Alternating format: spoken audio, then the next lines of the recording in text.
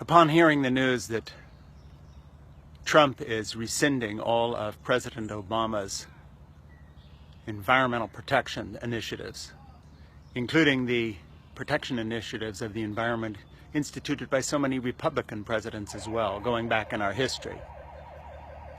You know, as I stand next to the Merrimack River here north of Boston, in a place where my children have been swimming in the river and my grandchildren swimming in the river, I remember when we first got to this area, you couldn't get in the water. There was too much feces, too much toilet paper, too many used tampons, too much garbage floating. The river had been polluted by heavy metals coming down from industrial plants up in Lawrence and Lowell. The river was cleaned up. Now my grandchildren can play on the little sandy alcoves as the tide sweeps in and out. Clean water. There are seals in the river. There are fish. The stripers are back. A salmon was caught up the river a little ways from here. The duck population is up, pleasing the hunters in the area and those of us who just like to feed the birds. Things have changed for the better for once. Why would anybody except a suicidal maniac roll back environmental protection that gives us each longer lifespans, prevents cancer, keeps our children from getting asthma, stops the climate change of this planet that is making the tides run higher and higher in this area and all along the Atlantic coast, destroying cities potentially like Miami completely in the near future? Why would anybody sane push back against global climate change initiatives that enormously boost the world economy to the point where people like the Chinese, not known for their love of the planet or their, quote, Judeo-Christian ideas, to put it in Bannon's terms, are investing hugely in solar panels and other things, realizing that this is the future? Why would anybody sane do this? Why would someone sane want more glass on the beach to cut my grandchildren's feet as regulations are rolled back on industry? Well, from my point of view, we're not talking about someone sane. I just want to be very blunt.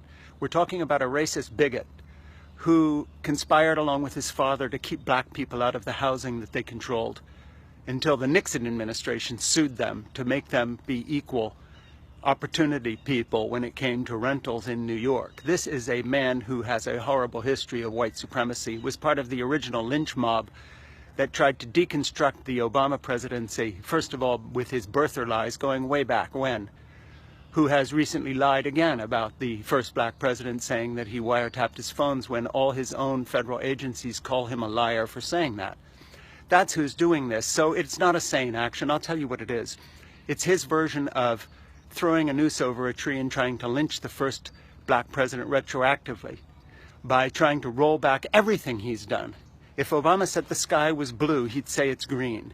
If Obama says women should have rights, Trump would strip them. Well, in fact, he is stripping them. He's trying to deny women their rights. He's rolling back everything that every sane and good president in this country's ever done, because he's so sickly obsessed with this black man who's more popular than he is, who was liked, who had more people at his inauguration, who won the popular vote. He's sickly obsessed with this person. Trump is not rational. Rational people don't destroy the planet we live on. Rational people don't do things like sign executive orders to destroy our earth.